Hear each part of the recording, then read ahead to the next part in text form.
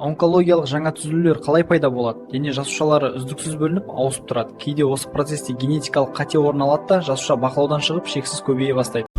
ДНК зақымданғанда мутацияда құрылымы бүлінген сәтте оның негіздері дұрыс қосылмай жарықшақ пайда болады. Сол жарақаттану мутацияға айналып, мутацияланған жасуша бақылаусыз көбейе бастайды.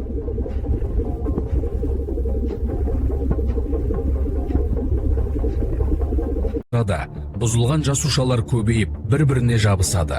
Уақыт өте келе олар түйін құрап, организмге бағынбайтын бөлек құрылымға айналады. Осылайша ісік түзіледі.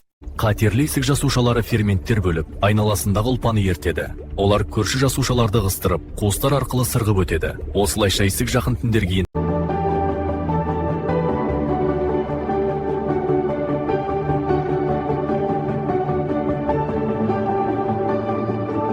Ерте тексеру денсаулықты сақтаудың сенімді жолы.